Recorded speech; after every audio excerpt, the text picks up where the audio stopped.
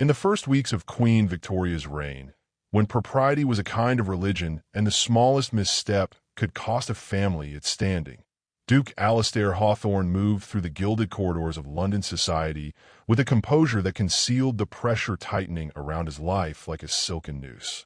At 24, he was regarded as a desirable prospect, handsome in a restrained, aristocratic fashion, wealthy beyond dispute, and heir to an estate older than many English counties. Yet at every gathering he attended, from the gaslit soirees of Mayfair to the solemn luncheons hosted by parliamentarian families, there lingered the same persistent whisper. Why had he not yet chosen a bride? His apparent hesitation, once considered charming, now invited mockery. Even on that cold March evening, as he stood beneath a chandelier that cast fractured light across a ballroom filled with rustling silk and murmured speculation, he sensed a shift. A matron of particularly ambitious temperament leaned toward another and said, loud enough for several ears, "A duke who cannot decide upon a wife may prove equally indecisive in matters of state." Her companion tittered behind a lace fan. Alistair pretended not to hear, but the words clung to him like smoke. When he returned to Hawthorne Hall the next morning, the biting wind on the estate grounds was a relief after the suffocation of London. Yet peace proved elusive. Before his carriage had fully halted, the butler, Mr. Keaton, hurried out with an expression both apologetic and alarmed. "Your Grace," he began, "I regret to report that the French cook has left us without notice. A quarrel with the undermaids, it seems. We are quite abandoned." Alistair rubbed the bridge of his nose. It was an inconvenience, but one he had neither time nor patience to address. "Find a replacement," he replied sharply. "Any capable person will do." Mr. Keaton hesitated, then ventured, "There is a young woman in the village, competent, though not professionally trained. She might serve temporarily." Alistair exhaled. "Very well. Hire her. Cook for just 1 week. By then, someone better will arrive." Thus Rosamund Fairchild entered Hawthorne Hall on a pale morning that smelled of frost and wood smoke. She carried a single worn satchel and walked with the careful dignity of someone accustomed to being underestimated. At 21, she had the simplicity of a country vicar's daughter, yet there was nothing meek about her gaze. The servants assessed her with thinly veiled skepticism, too refined in manner to be a kitchen maid, too inexperienced to manage a noble household's meals. A footman murmured, "She will not last a day." Rosamund heard him, though she did not let the flicker of hurt show. Instead, she straightened her shoulders and followed Mr. Keaton downstairs, determined to begin with quiet competence. It was only at supper that Alistair first tasted the evidence of her resolve. The dish she prepared, modest in appearance, carried a balance of flavors that surprised him with its precision. It was not French cuisine, nor any fashionable preparation making rounds in London, but something honest, restrained, and unexpectedly elegant. When Mr. Keaton informed him the new cook had prepared it, Alistair lifted an eyebrow. "The vicar's daughter?" he asked. "Indeed, Your Grace." He ate in thoughtful silence, not wishing to admit curiosity. When he requested a brief word with her, he told himself it was merely to assess her suitability. Rosamund entered the dining hall with a composure that belied her thundering heartbeat. The room, vast and warm with golden candlelight, contrasted sharply with her plain, practical dress. Yet she bowed her head with graceful respect. "Your Grace," she said. Alistair studied her, not in the manner of a man evaluating beauty, but as someone attempting to discern the nature of a puzzle placed unexpectedly before him. "You prepared the meal," he said. "Yes, Your Grace." Her voice was soft yet steady. It was satisfactory. A faint flush rose to her cheeks, though she nodded politely. She did not thank him. She did not beam with pride. Instead, she asked, "Shall I make adjustments for tomorrow, Your Grace?" The question was straightforward, but it struck him as strangely disarming. "No," he answered. "It was appropriate." She bowed again and departed with quiet efficiency. When she left, Alistair found his gaze following her to the door before he caught himself. It was nothing, an acknowledgement of decent work, no more. Yet something about her manner unsettled him. The mixture of humility and intelligence, The precision with which she measured her words, the sense that beneath her calm exterior lay a spirit not easily cowed. He returned to his meal, though its warmth had faded. Downstairs, in the dim kitchen lit by the flicker of the hearth, Rosamund washed her hands at the basin, allowing herself a single exhale of relief. She replayed the brief exchange in her mind, not because the Duke intimidated her, but because she sensed in him a tension more dangerous than impatience, the tension of a man imprisoned by expectation. And she wondered, with a trace of unease, whether her presence, even for a single week, might disturb the fragile order of this grand, watchful household. As the candles died one by one, the manor settled into its familiar nighttime silence. Yet in two distant rooms, neither Rosamund nor Alistair found rest quickly. Each carried a thought they could not quite name, an awareness subtle as the shift in weather before a storm, that the week ahead would not pass as simply as either had intended in the days that followed Rosamund's arrival. The intended week of temporary service began to lengthen almost imperceptibly, as though time itself were conspiring to unravel the neat arrangement Alistair had proclaimed. Each morning, Hawthorne Hall stirred to the aromas of fresh bread, simmering herbs, and roasting meats prepared with a diligence that impressed even the most skeptical servants. Rosamund moved through the kitchen with an unstudied grace, measuring ingredients not only by weight and volume, but by instinct, adjusting each recipe until it pleased her sense of harmony. Although she spoke little, her silence never suggested timidity.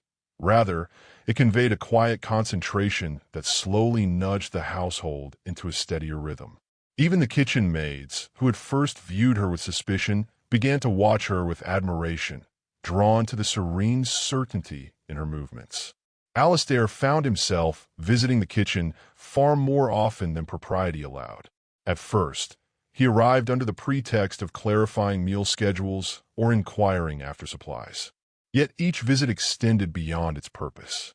He would stand beside the table where Rosamund kneaded dough or trimmed vegetables, commenting on estate matters with feigned detachment while she listened with polite attentiveness.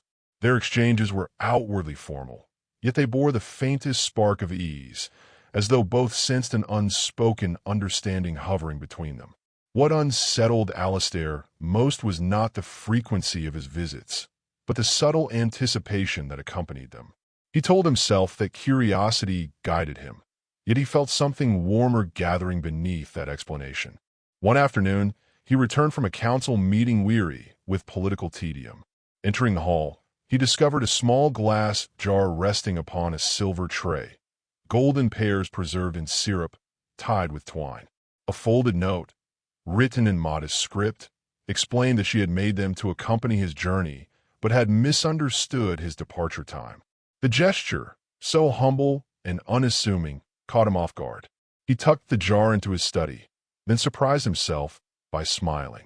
When he traveled to London again 2 days later, he purchased a finely bound cookbook filled with regional English recipes and brought it back for her, claiming it was of no use in my library. She accepted it with a mixture of gratitude and apprehension, for she sensed the impropriety of receiving personal gifts from a duke, even one delivered with careful neutrality. It was not long before whispers reached Hawthorne Hall. A visiting cousin remarked at dinner that the servants in town spoke of the Duke's newfound interest in the kitchen.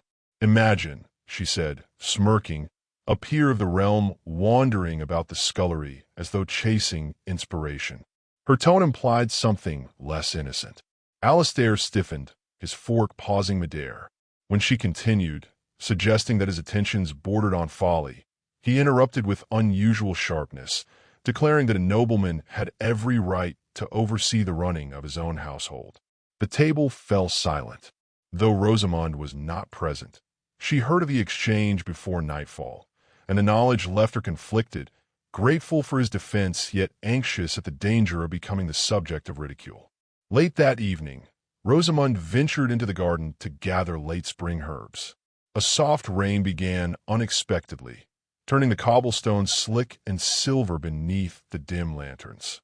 She quickened her pace, but the weather thickened into a steady downpour before she could return inside. As she hurried beneath the branches of an ancient oak for shelter, she heard footsteps approaching. Alistair appeared through the blur of rain, his coat already soaked. "You should not be out in this weather," he said, offering his cloak. She hesitated only a moment before accepting, draping the heavy wool over her shoulders. Beneath the archway of an old stone gateway, they waited as the rain pounded against the courtyard. For a long moment, neither spoke. Rosamund felt the warmth of his presence beside her, tempered by the silence of their stations. "I did not intend to cause trouble for you," she murmured, staring at the wet earth. "Your cousin's comments were not your fault." His expression tightened. She had no right to speak of you as she did. Rosamund glanced at him, reading more in his tone than the words allowed. "Still," she replied softly, "I fear I risk unsettling what should remain undisturbed." The rain softened slightly, though the tension between them remained taut. Alistair drew a slow breath. "Your work has improved this household," he said. "If others find fault, it is because they cannot see what is plain." She lowered her gaze, uncertain how to answer without betraying the stirring she struggled to contain. A sudden gasp broke through the sound of rainfall. Rosamund turned to see a housemaid standing near the garden path, eyes wide at the sight of the Duke and the cook standing so close beneath the shelter. The girl bobbed a clumsy curtsy and fled toward the manor. Rosamund's pulse quickened with dread, for she understood how swiftly such an image could be twisted into scandal. Alistair noticed her alarm and said quietly, "Let them talk if they must." Yet even he knew the consequences were not so easily dismissed. They walked back toward the house once the rain subsided, their steps slow, the space between them thick with unspoken peril. When they parted at the service door, Rosamund offered a restrained bow, her voice steady though her heart raced. "Good night, Your Grace." He watched her disappear into the corridor beyond, feeling the unsettling certainty that the week he had promised would end soon had already begun to slip beyond his command, drawing them both toward a truth neither dared to name. The arrival of the Hawthorne family carriage was announced by a shudder in the very air of the estate, as though the weight of lineage itself had come to collect its due. Rosamund was setting a pot to simmer when the doors burst open and the Duchess, regal, sharp-eyed, carved from the cold marble of generations, swept into the hall with Alistair and his younger sister following close behind. The kitchen staff stiffened. Rosamund instinctively wiped her hands on her apron and straightened, uncertain whether she should curtsy or flee. The decision was made for her when Mr. Keaton appeared and murmured, "The Duchess wishes to see you." His tone carried a gravity that left no room for refusal. Rosamund was led to the morning room, its tall windows spilling pale light across furniture polished to an almost blinding sheen. The Duchess turned from a fireplace with a smile that held no warmth. "Miss Fairchild," she said, drawing out the syllables as if testing their texture. A curious appointment for a household of this standing. Rosamund curtsied deeply. Before she could answer, the Duchess continued, "My son's leniency is admirable, but hardly wise. A vicar's daughter, serving as cook? It invites interpretation." Her gaze tightened. "Interpretations we cannot afford." Alistair stepped forward, jaw tense. "Mother, Miss Fairchild has conducted her duties with perfect propriety. Your tone is unnecessary." The Duchess cast him a look dripping with disapproval. "What is unnecessary, Alistair, is your sudden preoccupation with kitchen affairs. London whispers, and whispers quickly become reputations. Do you intend to give society reason to question ours?" The accusation hung in the air like smoke. Rosamund kept her eyes lowered, struggling to maintain composure. Every word stung, not because of its cruelty, but because of its truth. She had become a point of tension, an intrusion into a world already strained by expectation. She answered in the gentlest tone she could muster. "Your Grace, I never meant to invite concern. If my presence has caused difficulty, I can only apologize." The Duchess responded with a thin, triumphant smile before sweeping out of the room. Alistair lingered, torn between fury and helplessness. Rosamund sensed the instinct to defend her once more, and she steeled herself to prevent it. "Your family is right," she whispered. I should not be here. His expression faltered. Miss Fairchild, Rosamund, do not draw conclusions from a single conversation. She shook her head, offering a restraining gesture. Your reputation is not something I will jeopardize. I will finish my duties for the week, then I will go. Alistair opened his mouth to protest, but she curtsied again, this time to dismiss him, and returned to the kitchen before he could follow. By evening, she had resolved to leave without ceremony. She prepared what she believed to be her final supper, a delicate roast, seasoned with care, accompanied by vegetables arranged with the same quiet artistry she had practiced since her arrival. The kitchen hummed around her, unaware of her private farewell. She felt each motion as though carving part of herself into the meal, the last gift she could offer this household before vanishing from it entirely. Alistair arrived as she was garnishing the final platter. He paused in the doorway, struck by the scene, Rosamund illuminated by the glow of the fire, her expression serene yet shadowed with resignation. You meant what you said, he murmured. She looked up, meeting his gaze without flinching. How could I not? Your mother need not speak plainly for me to understand my place. Her voice held no bitterness, only a weary clarity. He stepped closer, lowering his posture so their eyes were nearly level. Do not speak as though you are unworthy. It is this world that is flawed, not you. She inhaled slowly, steadying herself. The world may be flawed, your grace, but it is also immovable. Your title demands obedience to its rules. Alistair shook his head, his restraint fraying. I have obeyed those rules my entire life, and they have brought me no happiness. None, until he stopped himself, jaw tightening. Rosamund waited, heart pounding, though she prayed he would not finish the thought she longed and feared to hear. He finally continued, softer than before. You have changed the quiet of this house. You have changed me. She looked away quickly, lest the truth in her eyes betray her. Your Grace, she whispered, please don't speak kindly for my sake. It will only make parting harder. Her hands trembled as she reached for a nearby towel, but Alistair gently took hold of one, halting her movement. Their hands remained joined, only for a breath, only for a heartbeat. Yet the contact carried the weight of a confession neither was permitted to voice. Alistair bowed his head, bringing her knuckles to his lips with the formality of a man begging the world to ignore the tenderness in the gesture. Rosamund felt the room narrow around them, the world shrinking to the warmth of his touch and the fragile promise it implied. A sudden knock shattered the stillness. A young footman entered, cheeks flushed. Your Grace, he said breathlessly, the Duchess requests Miss Fairchild's dismissal papers be prepared before sunrise. Alistair released her hand as though burned. Rosamund stepped back, smoothing her apron to hide her shaking fingers. The footman retreated, leaving the two suspended in the echo of the command. Alistair's eyes burned with anger, but Rosamund already knew what she must do. I will be gone before dawn, she said quietly. Alistair stared at her, torn between the dictates of his lineage and the truth pulsing through his chest, and in that irresolution lay the fragile promise that their story was far from ending. Alistair awoke before dawn, the house cloaked in shadow and the faint scent of rain lingering in the cold air. He had spent the night in restless thought, the Duchess's ultimatum replaying relentlessly in his mind.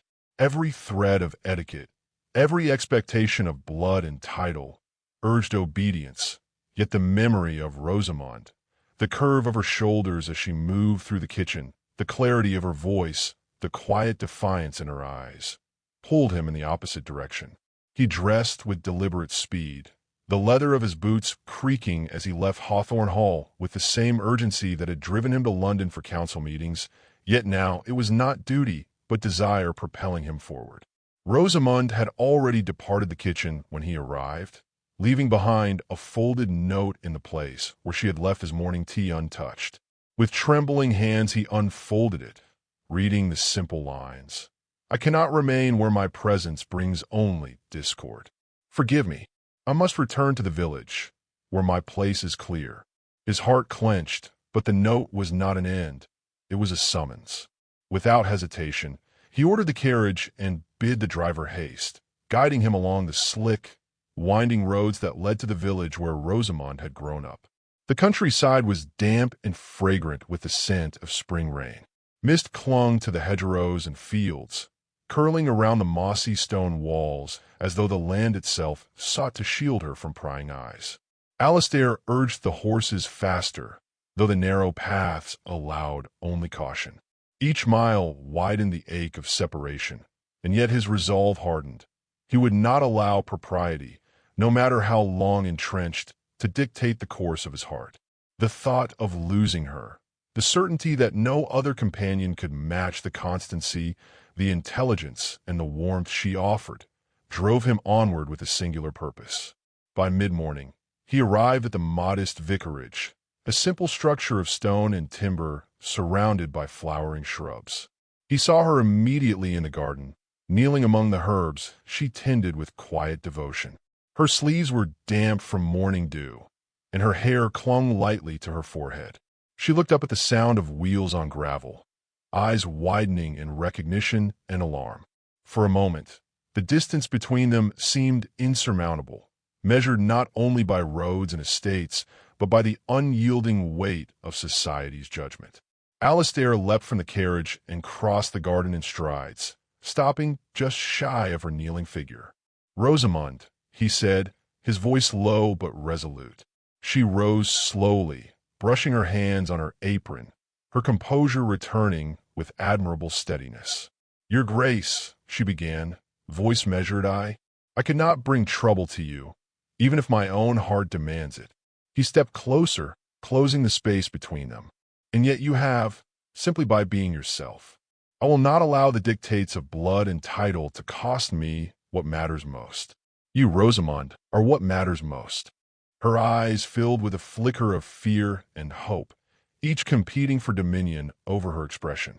"I cannot ask you to forsake everything for me," she whispered, her fingers trembling slightly as they clasped a small sprig of rosemary.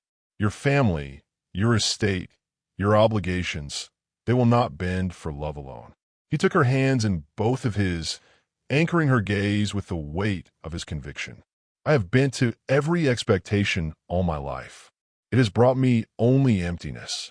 You have shown me another way, to see and be seen, without pretense or rank. If we yield to what others demand, we deny ourselves the only joy worth having." She searched his eyes for a hint of doubt and found none. For a long moment, the world seemed to hold its breath, the birds in the hedgerows silent, the soft drizzle paused. Then, in a gesture that carried both defiance and devotion, Rosamund allowed herself to step fully into his space, letting her fingers rest against his chest. "If we are to be brave," she murmured, "then we shall be so together." Alistair lowered his forehead to hers, closing the gap between words and hearts, sealing a promise neither could retract. They spoke little after that, for words seemed inadequate to the gravity of their decision. Alistair escorted her to the modest parish church nearby, where only the vicar, her father, and a handful of witnesses could be present. The ceremony was simple, devoid of grandeur yet rich with solemnity, each exchange of vows heavy with the knowledge of the barriers they had surmounted. Rosamund's hands trembled slightly as she held the small bouquet of wildflowers she had gathered at dawn, yet her gaze remained steady, locking with Alistair's in a silent affirmation that neither wealth nor rank could diminish. When they emerged from the church, the morning sun had broken through the dissipating clouds, scattering light across the wet stone path. Hawthorne Hall might still fume with gossip and societal rebuke, but for that moment, none of it mattered. Their love, cultivated in quiet kitchens, storm-laden gardens, and whispered confessions, had triumphed over expectation and fear. Alistair lifted her hand to his lips, his smile finally unguarded, and Rosamund allowed herself a rare laugh, light and unburdened.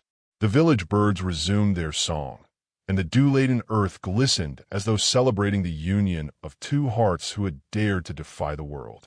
As they walked together back toward the carriage that would return them to Hawthorne Hall, hand in hand and resolute in purpose, Alistair thought, with a weightless certainty, that the path ahead, however fraught with judgment, was theirs alone to navigate. Rosamund glanced up at him, her expression radiant with the quiet pride of a woman who had chosen love above all else. The world might scorn, the family might fume, and society might whisper, yet they were unshaken.